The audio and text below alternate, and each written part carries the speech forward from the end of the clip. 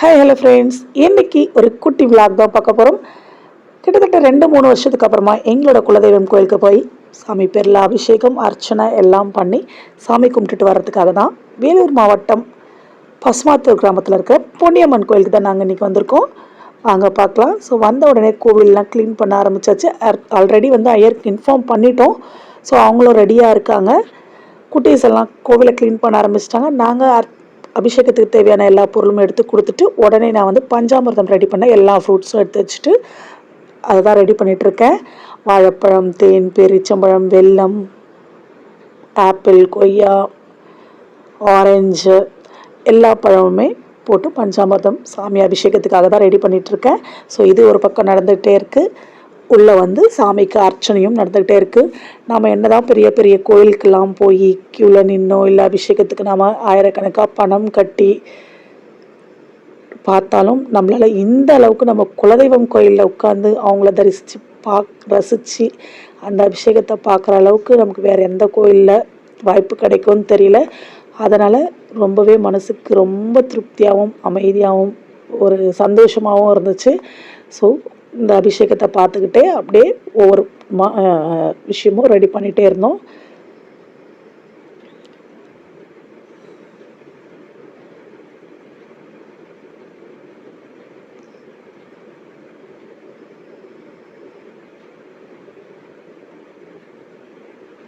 எந்த கோவிலில் நமக்கு எப்படி ஒரு வாய்ப்பு கிடைக்கும்? கரெக்டு தானே? உள்ள அபிஷேகம் எல்லாம் முடிகிற அதே நேரத்தில் வந்து வெளியே வந்து அரச மரத்தடியில் பிள்ளையாரும் நாகாத்தம்மனும் இருக்கும். இங்கே வந்து எல்லாமே கழுவி தண்ணி ஊற்றி சாமிக்கெல்லாம் பண்ணிவிட்டு இங்கேயும் பிள்ளையாரோட அலங்காரம் முடிச்சாச்சு. அடுத்ததான் நாகம்மனுக்கு மஞ்சள் குங்குமம் அலங்காரம் இதையும் ரெடி பண்ணி வச்சிட்டோன்னா அப்படியே இங்கேருந்து ஆரம்பித்து உள்ள வரைக்கும் தீபாராதனை பண்ணிகிட்டே போயிடுவார் ஐயர்.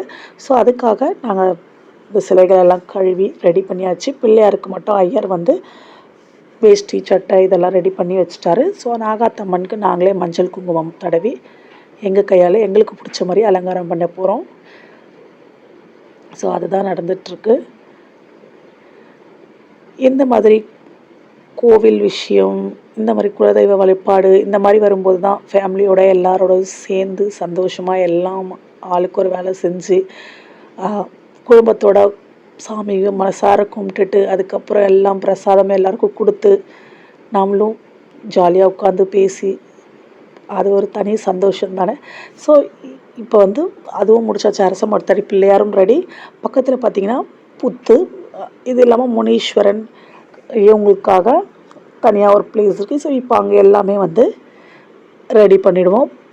எல்லா இடத்துலையும் மஞ்சள் குங்குமம் எல்லாமே நாங்கள் தான் வந்து கழுவி ரெடி பண்ணுற மாதிரி இருக்கும். அதுவே நமக்கு எவ்வளோ பெரிய சந்தோஷம். ஸோ அந்த புத்துக்கு பின்னாடியே ஒரு குளம் பார்க்கவே எவ்வளோ அழகாக இருக்குல்ல.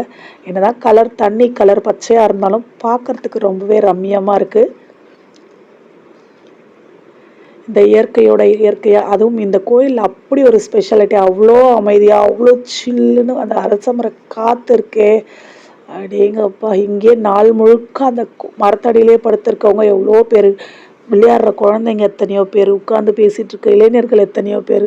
ஸோ ரொம்பவே வந்து மனசுக்கு அமைதியான ஒரு இடம்.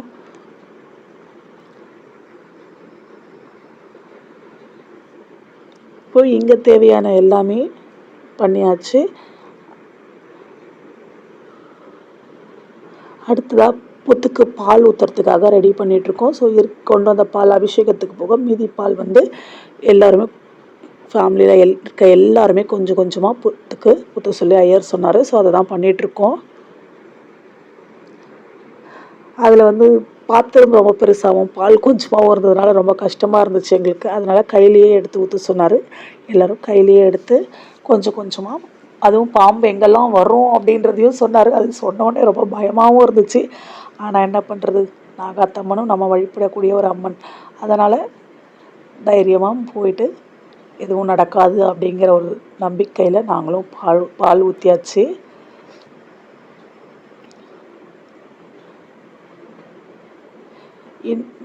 என்னதான் சிட்டிஸ்க்கு நம்ம வேலைக்காகவும் இதுக்காகவும் போனாலும் வருஷத்துக்கு ஒரு முறையோ எப்பயோ முடிஞ்சப்போ இந்த மாதிரி கிராமங்களுக்குள்ளே வந்து இந்த இயற்கையோட மக்களோட செலிப்ரேட் பண்ணுற இதுவும் வந்து மனசுக்கு ஒரு நிறைவாகவும் சந்தோஷமாகவும் இருக்குது. இதை வந்து எத்தனை பேர் எக்ஸ்பீரியன்ஸ் பண்ணியிருக்கீங்கன்னு மறக்காமல் என்னோடய கமெண்ட்டில் ஷேர் பண்ணுங்கள், நானும் தெரிஞ்சுக்கிறேன். இது எல்லாமே முடித்து அலங்காரங்களும் முடிஞ்சாச்சு. எல்லா சாமிக்கும் பூ பொட்டு எல்லாம் வச்சுட்டு இப்போ வந்து அடுத்ததாக பூஜைக்கு எல்லாம் ரெடி பண்ணிகிட்ருக்கோம்.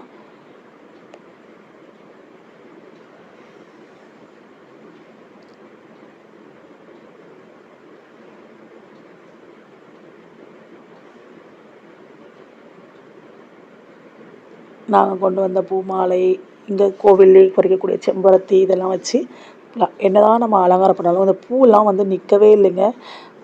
ஏன்னா அப்படி ஒரு காற்று, இது அரச மரத்துக்கு சொல்லவே வேண்டாம், ரொம்ப காற்றா இருந்தது. ஆனாலும் ஏதோ எங்களால் முடிஞ்சது ஒரு விளக்கு மட்டும் ஏற்றி சுற்றி செங்கல்லாம் வச்சு அதுக்கு பாதுகாப்பு அரண்லாம் கட்டி எப்படியோ ரெடி பண்ணிட்டோம். ஸோ இப்போ சாமியும் வந்து பூஜை பண்ண ஆரம்பிச்சிட்டாரு.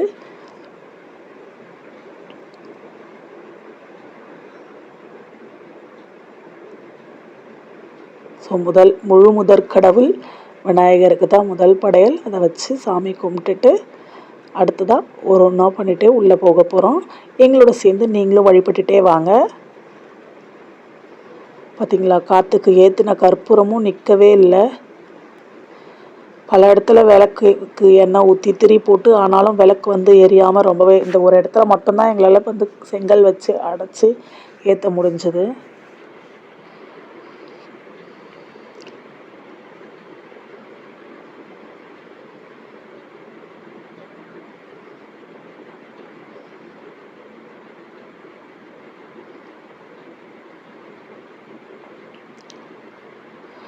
இப்போ புத்துக்கும் நாகாத்தம்மன், முனீஸ்வரர் எல்லாருக்குமே தீபாராதனை காமிச்சிட்டு அப்படியே உள்ளே போகிறோம்.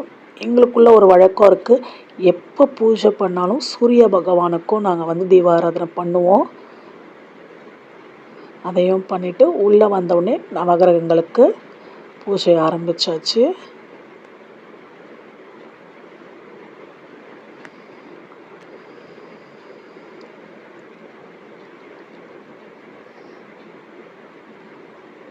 இப்போ வந்து மூலஸ்தானத்துக்கு பண்ண போகிறோம். அதுக்கு முன்னே அம்மனோட வாகனத்துக்கு அப்படியே உள்ளே போயிட்டு மூலஸ்தானத்துக்கு வெளியே இருக்க படங்களுக்கெல்லாம் தீப ஆராதனை காமிச்சிட்டு அப்படியே உள்ளே போக வேண்டியதான். ஆல்ரெடி எல்லாமே ரெடியாக இருக்குது. அர்ச்சனை பண்ணி மனசார சாமி கும்பிட்டுட்டு எங்களையும் எங்கள் குலத்தையும் நீடோடி வாழ வைக்கணும் அப்படின்னு வேண்டிக்கிட்டு எல்லோரும் குடும்பமாக நின்று சாமியை வணங்கி ஆசீர்வாதம் வாங்கிக்கிட்டு கொண்டு வந்த பிரசாதங்கள் எல்லாமே எல்லோருக்கும் கொடுத்துட்டு நாங்களும் எல்லாம் ஃபேமிலியாக ஒன்றா உட்காந்து சாப்பிட்டு சந்தோஷமாக இந்த டே வந்து ரொம்ப நல்லாவே என்ஜாய் பண்ணோம். ஃபேமிலிக்கே வந்து அந்த புண்ணியம்மன் நேரில் வந்து ஆசீர்வாதம் பண்ண மாதிரி ஒரு திருப்தி கிடச்சிது. ஸோ மறுபடியும் இப்படி ஒரு மொமெண்ட்டுக்காக நாங்கள் எல்லாருமே வெயிட் பண்ணிட்டு தான் இருப்போம். அடுத்து ஃபேமிலியாக எந்த ஃபங்க்ஷனுக்கு ஒன்று கூடுவோம் அப்படின்றதுக்காக பார்ப்போம். ஸோ இந்த விலாக் உங்களுக்கு வந்து ரொம்பவே பிடிச்சிருக்கும்னு நினைக்கிறேன். பிடிச்சிருந்தா ஒரு லைக், ஷேர், நம்ம சேனலில் வர வீடியோஸ் எல்லாமே உங்களுக்கு பிடிச்சிருந்தா கமெண்ட், சப்ஸ்கிரைப் பண்ணிக்கோங்க. தேங்க்யூ. பாய்.